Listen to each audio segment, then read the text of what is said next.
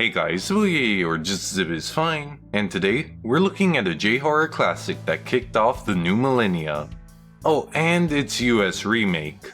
Today, I'll be talking about Pulse, but before I do, let's take a dive into the mind behind the Japanese original. Kiyoshi Kurosawa started his career in the 80s shooting pink film, an exploitation-like genre that borders on 18+ content. But he didn't always have his hands in dirty business. During the 90s, Kurosawa taught at the Film School of Tokyo. There lies one tale of his influence. A young student once presented a short film before Professor Kurosawa. After the screening, Kurosawa couldn't get the work out of his head. Following graduation, the young man was approached by Kurosawa, who encouraged him to expand upon the short. The student was Takashi Shimizu, and his short film would evolve into Ju-on. Even when he wasn't making movies, he was contributing to Japanese film history. As he would in 1997 with Cure, Kurosawa's big break.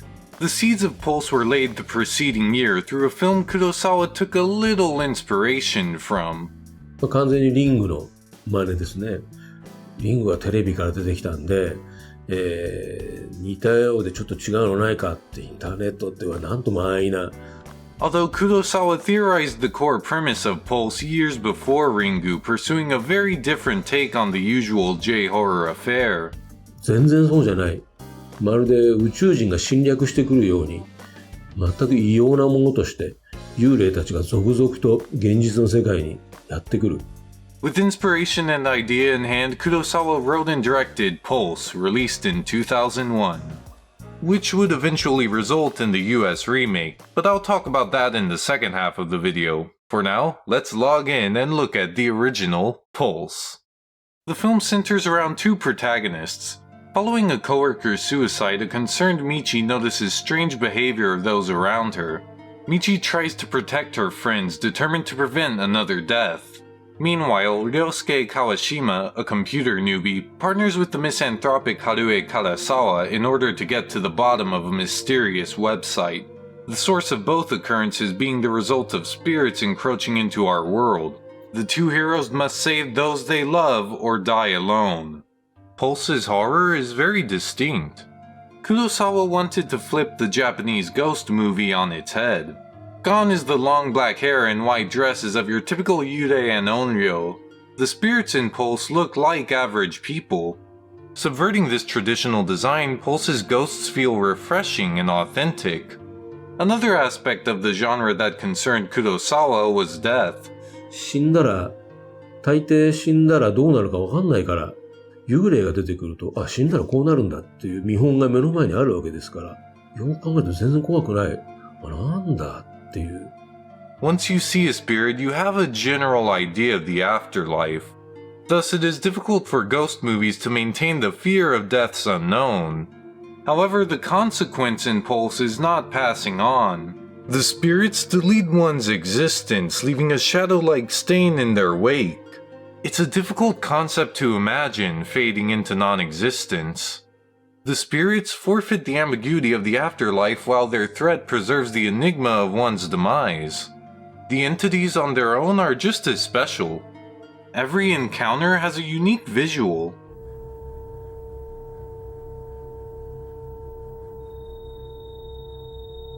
The frights stayed fresh. Not to mention, as always, I appreciate the slow build I herald Japanese horror for. But my favorite facet of the terror is not immediately obvious. And I mean that quite literally. Spirits are often hidden in the background. It may take a second to notice them, but when you do, you can't look away.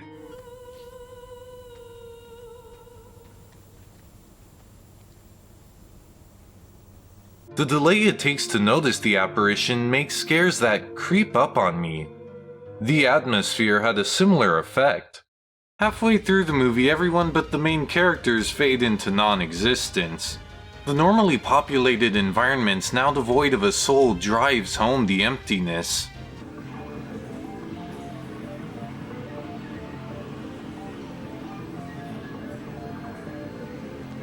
It's like suddenly awakening in a cold, barren landscape. The stark sense of isolation hit me like a brick. It's one of my favorite things about the film. It only gets stronger with the escalation. The desolate streets of Tokyo are the epitome of Pulse's atmosphere.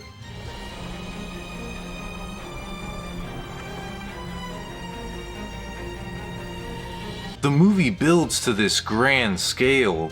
As of now, Pulse is probably the most epic movie I've seen in the J-horror genre. I also admire its storytelling. Even small things like the exposition I commend. A character postulates that the spirits are crossing over through the internet due to an overpopulated afterlife. But it's presented as just that, a theory. The lack of a definitive answer recognizes the limits of the character's knowledge. It feels real. The characters themselves are another strength of the movie. Both characters have an unrelenting hope to save others. Their resolve made the protagonists really engaging. I'll speak on the ending a bit earlier than I usually do in these videos. I'm doing so to conclude my thoughts on Kurosawa's Pulse with an analysis of its meaning.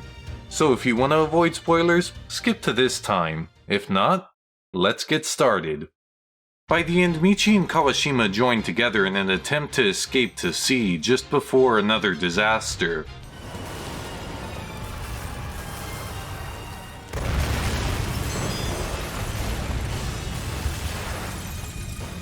The plane crash instills a sense of doubt. Is it the right idea to take this journey? I love the extra layer of tension this adds. Michi arrives at a ship that is following a sign of life in South America. I like that we never see the characters arrive at said location.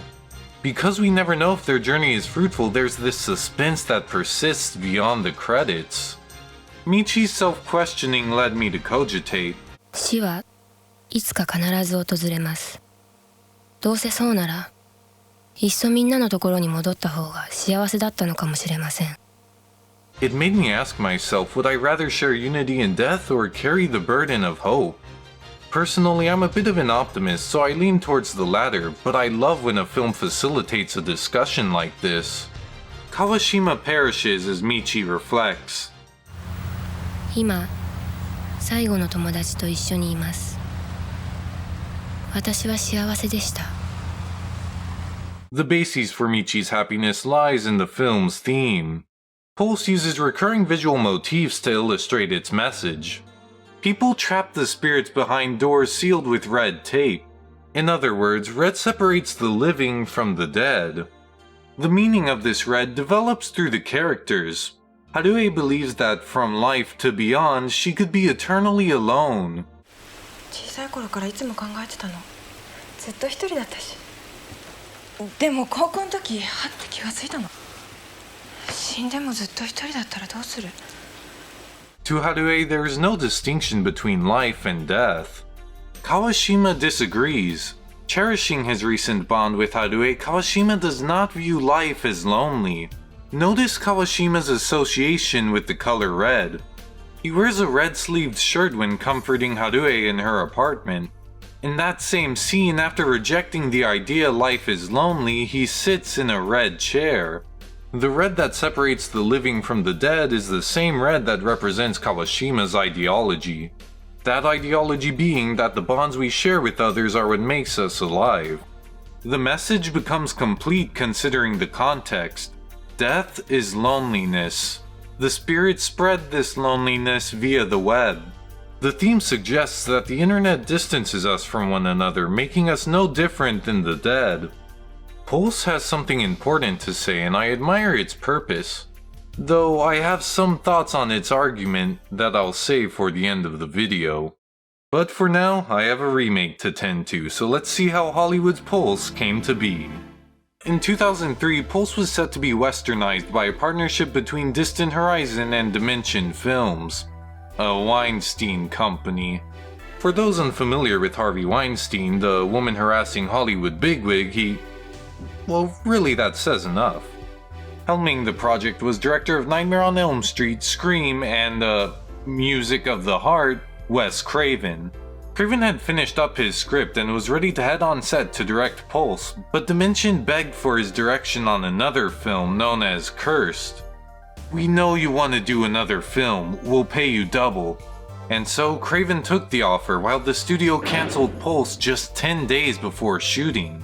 News gets a little hazy around the film's revival. The project was picked back up, being filmed in 2005 with Kristen Bell in the lead role. Fangoria commented on her casting, saying, "Her presence in the film would seem to suggest Bell's being groomed to be the next Neve Campbell or Sarah Michelle Gellar." Okay, never say groomed when talking about a Weinstein movie. The film was planned to premiere on March 3rd, 2006, except lol JK, it was actually opening on July 14th, 2006, until, ha, gotcha again, Dimension finally settled on August 11th, 2006. The film's encroaching release bolstered little excitement, which didn't worry Bob Weinstein, who said, "The same thing happened with Scary Movie. $142 million opening weekend later, they go, oh. Yeah, try $8 million against a $20.5 million budget that the film didn't even recoup by the end of its US theatrical run." But box office earnings aren't everything. We still have the script by the master of horror Wes Craven. Don't we? Well, not exactly. In an issue of Fangoria, Craven commented on the then upcoming Pulse, stating, "I have had no influence at all on the film that they are about to release. My understanding is they did it on a much lower budget than we had originally planned." Because of this, people believe the second screenplay credit, Ray Wright, rewrote Craven's script, making the Pulse remake we have today more of Wright's and director Jim Sonzero's film than Craven's. So we're left with a movie audiences didn't want to see, that the studio didn't want to make, that the big screenwriter didn't actually screenwrite. It's Pulse US. Let's go. The story is just a little different. Maddie, a college student, finds her boyfriend Josh hanged in his apartment. After getting chat room messages from Josh's PC, she finds the new owner of his computer, Dexter, who hasn't even set up the PC yet. Following a series of suicides, Maddie and Dexter try to get to the bottom of the plague, as well as Josh's involvement in the outbreak. If you've seen some of my other J-horror US remake comparisons, the horror shouldn't come as a surprise. The frights of Western Pulse are more fast-paced and scary-faced than the original.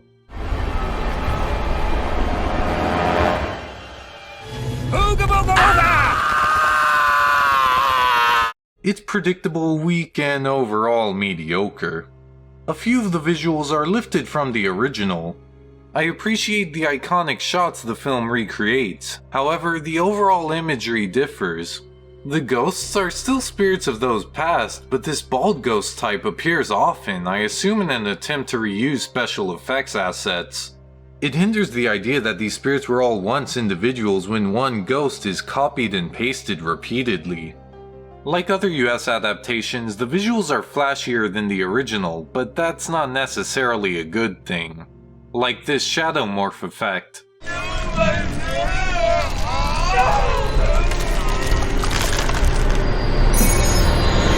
I preferred the more ambiguous horror of the original. This body horror just comes off as try-hard disturbing. You may have noticed the blue hue the cinematography is caked in, kinda like another J-horror remake. Like I said in my The Ring review, you can't just slap a filter on a movie to make it scary. Or can you?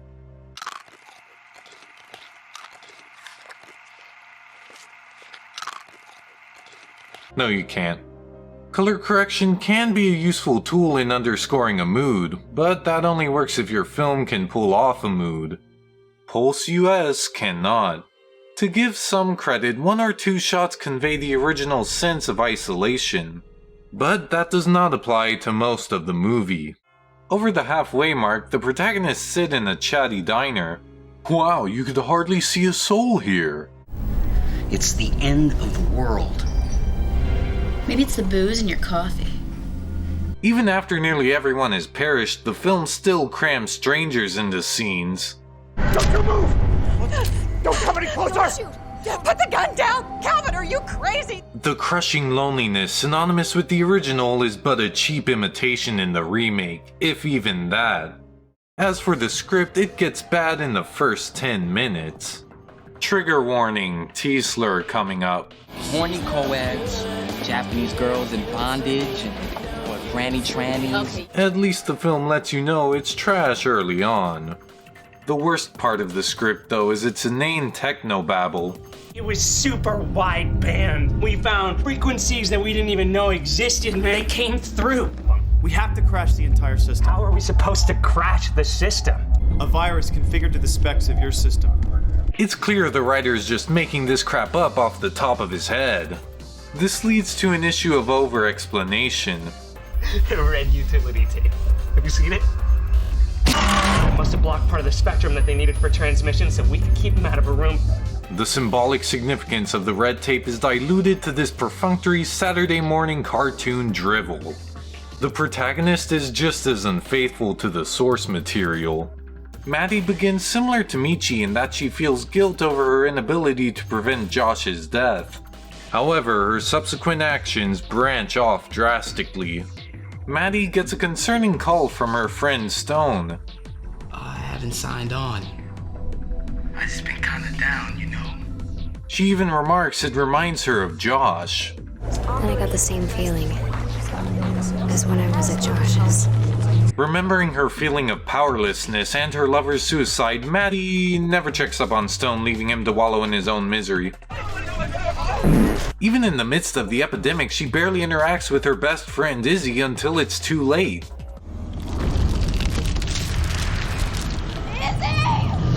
Maddie's neglectful behavior makes no sense in regard to the character's mental state.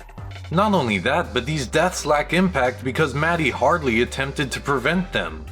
Her weak effort results in an equally weak protagonist. It's been a rough ride so far, but can the movie salvage itself in the final stretch? Let's see.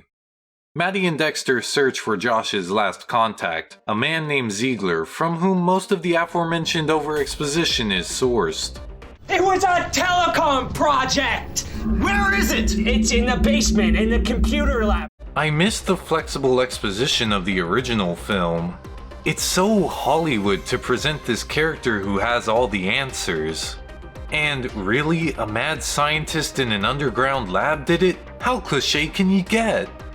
The duo heads to the lab where they partake in more prattle. I can still shut the system down. Don't you get it? There's no system to shut down. They are the system. Go to bed, movie. I don't think even you know what you're saying anymore. After redtape.exe, no I'm not kidding, fails to eliminate the ghost, Maddie and Dexter escape to a familiar site. Neither of the two consider taking long-distance transportation. So the plane crash doesn't represent a possible outcome, it's just mimicry missing the point of the original scene. Not to mention the issue of the climax itself. A climax is the turning point in the plot, it's arguably the most pivotal point in the story. But following it, the lead characters decide to flee in a car, a decision they could have made without the climax. Their plan didn't work, the spirits are still rampant, the characters didn't undergo an arc, nothing changed, the climax is superfluous. Seemingly realizing this, the movie adds another climax in the last 3 minutes. It's only around a minute of a car driving forward, not much remarkable to be seen. Well, except for one moment. Maddie kicks a ghost. The spirits can squeeze through the tiniest crack, appear anywhere, but a well-aimed boot to the head will keep them at bay. Maybe if they called the program shoe.exe it would have worked. The film closes with Maddie and Dexter arriving at a bustling safe zone. I don't need confirmation that the characters made it out safely and humanity still has a fighting chance. Compared to the original's ending which challenged my emotions, this ending swaddles my emotions and sticks a pacifier in its mouth. Pulse 2006 is an incompetent asinine movie and an even worse adaptation. Its flashier visuals do nothing to obscure the bastardized display of loneliness that comes nowhere close to becoming an atmosphere. The dialogue is absurd and the ineffectual protagonist is a far cry from that of the original film. Finally, the ending, when not wasting the audience's time with hogwash exposition and a pointless climax, is a joke whose punchline is more like a kick to the face. This is of course at odds with Kurosawa's original picture. The Japanese Pulse is a unique horror film that swallowed me in its isolation and despair. Its atmosphere only grows as the film continues to an excellent, thoughtful conclusion. That conclusion affirming the film's theme built atop a strong backbone of both contextual and visual storytelling. Kurosawa's Pulse is an excellent entry in the echelons of J-horror that criticizes the technological breakthrough associated with its era. But does its critique hold up 20 years later? To recap, Pulse proposes that the internet devalues life by distancing its users from one another. An argument that hasn't aged gracefully. As I speak, we are barely inching out of a self-quarantined society. A society where these little things were some of our only ways to connect to friends and family. In present day, it's hard to claim these machines deteriorate relationships when, for many, they helped maintain them. In spite of that, I still consider the core idea of Pulse strong. Kurosawa attacks loner mentality as much as he does the internet. で、それはちょっとこれも大げさですが、まあ自由と引き換え、孤独ってほとんどイコール自由。何やってもいい。でも誰も助けてくれませんし、やはり自由を選ぼう。したら必ずそれに見合った孤独は引き受けざるを得ないと思いますので。I believe Kurosawa is right. It takes work to maintain bonds. It can be liberating to be rid of the obligations that come with relationships. But to do that, you would have to pay with your lonesome. Pulse's theme may seem dated on the surface, but if you view the internet as a symbol for recluse behavior, its message remains as compelling, if not more, than it did 20 years ago. I've been Zibboyeye, or just Zib is fine, and thank you for watching. Zibbo bye bye!